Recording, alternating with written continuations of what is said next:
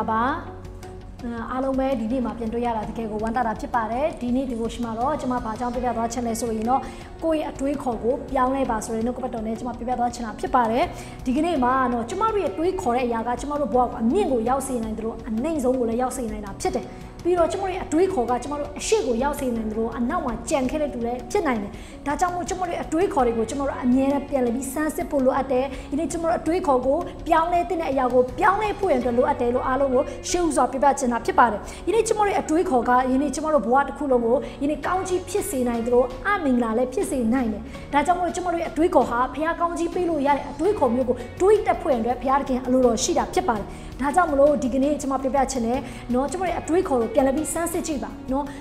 အခုခေတ်မှာလူတွေကဘေးအရာကိုတွေးနေတယ်လေเนาะကျွန်မကိုလည်းပြန်မေးကြည့်တယ်ပြီးတော့เนาะကျွန်မပတ်ဝန်းကျင်မှာရှိတဲ့လူတွေကိုကျွန်မစမ်းစစ်ကြည့်တဲ့အချိန်မှာလူတော်တော်များများကပါလေဘယ်လိုမျိုးတွေးနေကြတယ်လဲဆိုရင်ငါဒီအလုပ်လုပ်ရင်ငါဘာရမလဲဒီအလုပ်လုပ်ငါလက်ခဘယ်လောက်ရမလဲဒီအလုပ်လုပ်ရင်ငါအတွက်ဘာကြံမလဲဆိုပြီးလူတွေကတွေးတတ်ကြတာဖြစ်တယ်တကယ်တော့ကျွန်မတို့တွေးရမယ့်ပုံစံကဒီအလုပ်လုပ်ရင်ဖျားဘုံတော်ထင်ရှားမလားဒီအလုပ်လုပ်ရင်ငါဖျားချောင်းတက်လို့ရပါမလားဒီအလုပ်လုပ်ရင်ကိုရင်ရောဒီနေ့တန့်ရှင်းတဲ့အလုပ်ကိုဖြစ်ရလားဒီနေ့ဖျားအလုပ်တော်နဲ့ညီတဲ့အလုပ်ကိုဖြစ်ရလားရေရှင်ငါအတွက်အကျိုးရှိတဲ့အလုပ်ကိုဖြစ်ရလားဆိုတော့ကျွန်တော်တို့ဒီຢာကိုတွေးဖို့ရန်အတွက်လိုအပ်တာဖြစ်ပါတယ်လူတော်များများကပတ်စံရရင်ပြီးရောနော်ဘာအလုပ်ပဲဖြစ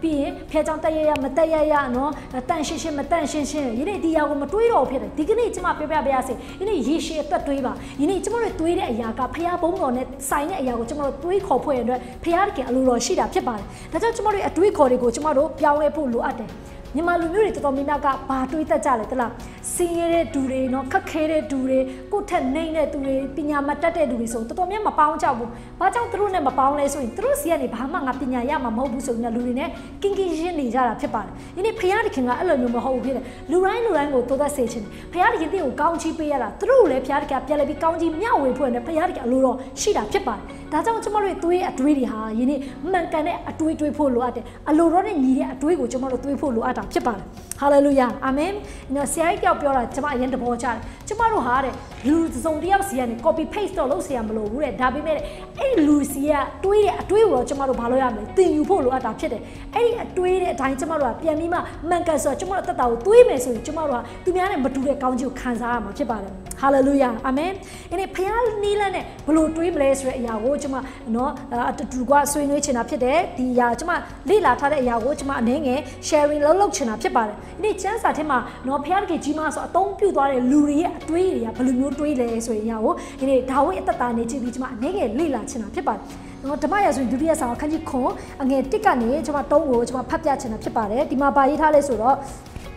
့ထာဝရဘုရားဒီအရရတို့၌ရှိတော်မူသည်ရှိတော်ရန်သူအပေါင်းတို့လက်မှကယ်လွတ်တော်မူသောယေရှုကိုရှင်ပြီးဒီခံရ၍နန်းတော်၌ညင်ဝတ်စွာနေရတော့ကားတဲ့ prophet နတန်ကိုခေါ်၍ကြည့်ရှုလောငါဒီတဲ့အာရတတာအိမ်နှင့်နေဖျားသခင်တက်တာတော်မူကားကလကာဖြစ်တာကွယ်ကာလည်းနေဒီဟုဆိုတော့နတန်ကလည်းအကြံရှိတော်မူသည်များအတွင်အကြံတော်ရှိသည်များအတွင်ပြုတော်မူပါထာဝရဘုရားဒီကိုရောနဲ့အတူရှိတော်မူသည်ဟုပြန်လျှောက်၏တဲ့ဒီညမှာပါတွေ့ရဆိုဖျားခင်ကဒီနေ့ဒါဝိဒ်ပေါ်မှာယေရှုပြုခဲ့တဲ့အရာတွေများစွာရှိတယ်ဒီကနေ့မိတ်ဆွေတဲ့တတာထဲမှာလည်းဖျားယေရှုပြုခဲ့တဲ့အရာတွေအများကြီးရှိမှာဖြစ်ပါတယ်ဒီနေ့ဒါဝိဒ်ကဒီချိန်မှာရန်သူတွေလည်းမရှိဘူးအေးစိတ်ငြိမ်ဝှက်ပြီးမှနန်းတော်မှာအေးစိတ်နေရတဲ့အချိန်ဖြစ်တယ်ဒီချိန်တောင်မှသူ့ရဲ့အတွေးခေါ်တွေကပါလဲဖျားကငါဘာလုပ်ပေးရမလဲဖျားအတွက်ငါဘလို့အသက်ရှင်ရမလဲဆိုပြီးတွေးခေါ်တာဖြစ်တယ်ကျမတို့လူတော်များအစင်မပြေဖျားစီလာတယ်အစင်ပြေဖျားကိုမေ့ကြတယ်အဲ့လိုမျိုးဘဝမှာကျမတို့ကအသက်ရှင်ဖို့မဟုတ်ဘူးကျမတို့ရဲ့အတွေးတွေဟာဒီအစင်ပြေနေတော့မှဖခင်အတွက်ငါဘာဆက်လုပ်ရအောင်မလဲဖခင်အတွက်ငါဘာလုပ်ပေးရအောင်မလဲဆိုတဲ့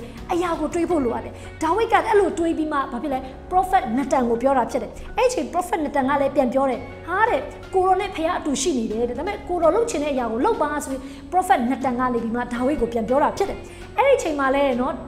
ဘာတွေ့ရလဲဆိုရင်ညတကောင်အချိန်မှာ prophet နတန်စီမှာဘသူရောက်လာလဲဆိုရင်ဖခင်တခင်ကရောက်လာတာဖြစ်တယ်ဖခင်ခင်ရောက်လာပြီးမှဖခင်ခင်ကနော် prophet နတန်ကိုစကားလာပြောတယ်ဒီမှာတွေ့ရလားတွေ့ရတယ်နော်ဒီမှာဘာတွေ့ရလဲဆိုရင်အမြဲတမ်းဖခင်စကားပြောတဲ့အချိန်မှာဖခင်လူတွေနဲ့ဖခင်အမြဲစကားပြောတာဖြစ်ပါတယ်မိတ်ဆွေတင့်တတာထဲမှာလဲဒီနေ့ဖခင်လူဆိုတာတင့်ဘဝမှာရှိဖို့အတွက်လိုအပ်တာဖြစ်ပါတယ်တင့်တတာထဲမှာဖခင်လူမရှိဘူးဒီနေ့တင့်ကိုစကားပြောပေးမဲ့သူမရှိဘူးဆိုရင်မရဘူးဖြစ်တယ်မိတ်ဆွေတင့်ဟာဖခင်လူနာမှနေဖို့လို့တယ်ဖခင်လူတင့်ဘဝမှာတစုံတယောက်ကရှိဖို့လိုအပ်တာဖြစ်ပါတယ်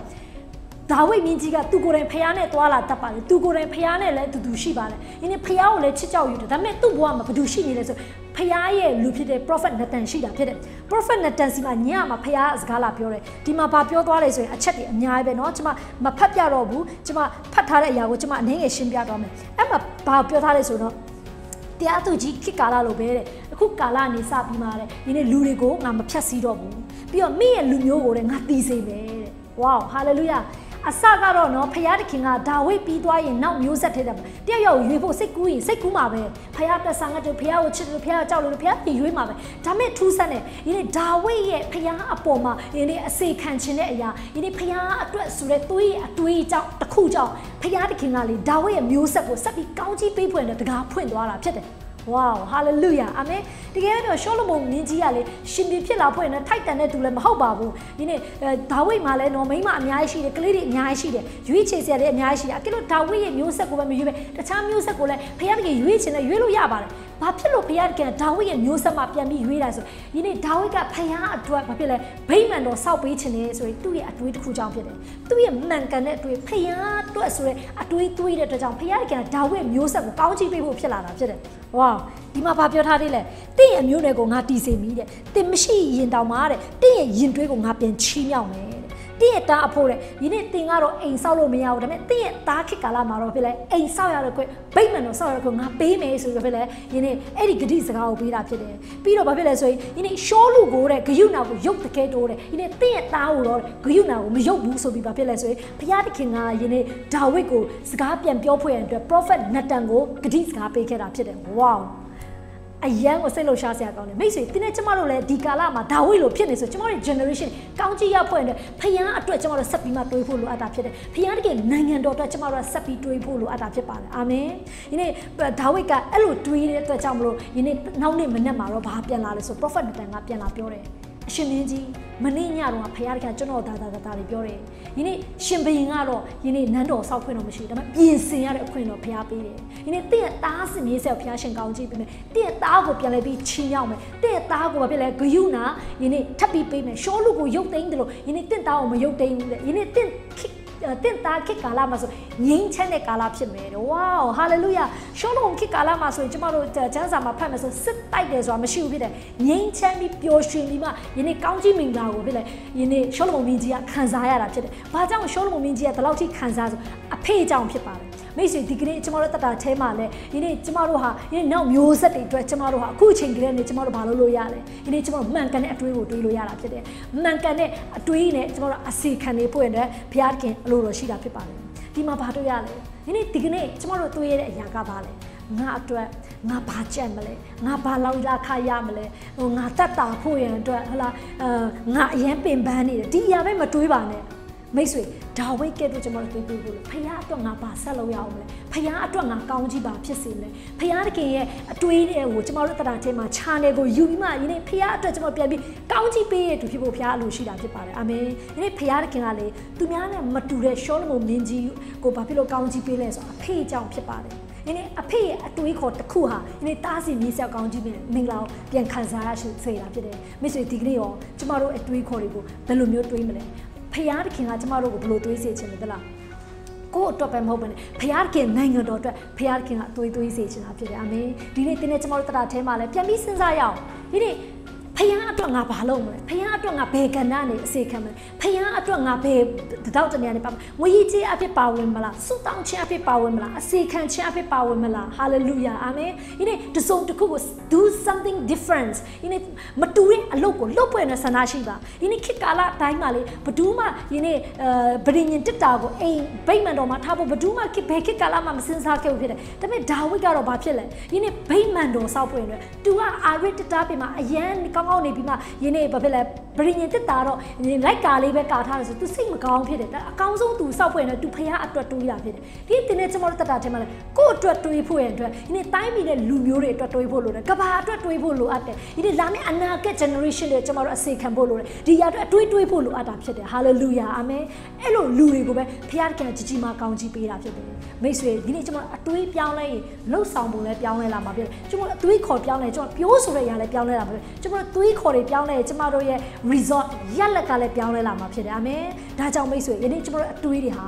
ပြန်ပြီးမှစဉ်းစားကြည့်ပါယနေ့ကျွန်တော်တို့အတွေးဟာဇာတိအတွေးဖြစ်နေကိုယ့်ရဲ့အတွက်ငါဘာကြက်မလဲငါဘာရမလဲဆိုတဲ့အရာမတွေးဘဲနဲ့ငါဘလို့အစေခံမလဲဖခင်နိုင်ငံတော်ကျေပြန့်ဖို့ငါဘယ်ကဏ္ဍနေပါဦးငါဘလို့အစေခံမလဲငါဘလို့လုပ်မလဲဆိုအတွေးကိုတွေးပါဟာလေလုယာအာမင်ဒီဒါဝိဒ်မင်းကြီးကဲလို့ယနေ့ဒါဝိဒ်ရဲ့အတွေးအတိုင်းကျွန်တော်တို့ကယနေ့ဘာဖြစ်လဲအတူယူပြီးမှယနေ့လာမယ့်အနာဂတ်တော့ကျွန်တော်အတွေးကိုလိုအပ်တာဖြစ်တယ်အာမင်ယနေ့ဒါဝိဒ်မင်းကြီးဟာယနေ့ဗိမာန်တော်အတွက်တွေးတယ်ဖခင်အတွက်တွေးတဲ့အချိန်မှာယနေ့သူ့သားစီနေဆက်ကောင်းကြီးခံစားရတယ်ဒီနေ့တင်းနဲ့ကျမတို့ကလည်းဖခင်အတွက်တွေးတယ်ဖခင်နိုင်ငံတော်တွေးတယ်ကျမတို့လုပ်တဲ့အရာတွေကဖခင်နိုင်ငံအတွက်ဖခင်ဘုန်းတော်အတွက်ဆိုပြီးတွေးတဲ့အရာတွေဟာလာမယ့် generation နဲ့ကောင်းကြီးမိမှာဖြစ်စေမှာဖြစ်တယ်။တင့်အားဖြင့်တိုင်းပြည်နဲ့လူမျိုးကဘာကိုကောင်းကြီးခံစားဖို့ဖခင်တကယ်အလိုတော်ရှိတာဖြစ်ပါတယ်။အာမင်။ဒါကြောင့်မိတ်ဆွေအိမ်မက်ကြီးကြီးမပါယနေ့တင့်အတွေးကိုကြီးကြီးမချဲ့ပါယနေ့ဖခင်အလိုရင်းကြီးရဲ့အရာတွေးပါလို့အားလုံးကိုတိုက်တွန်းခေါ်အားပေးချင်တာဖြစ်ပါတယ်။အရောက်ချင်းစီတိုင်းပေါ့ဖခင်ရှင်ထူကောင်းကြီးပေးပါစေ။အာမင်။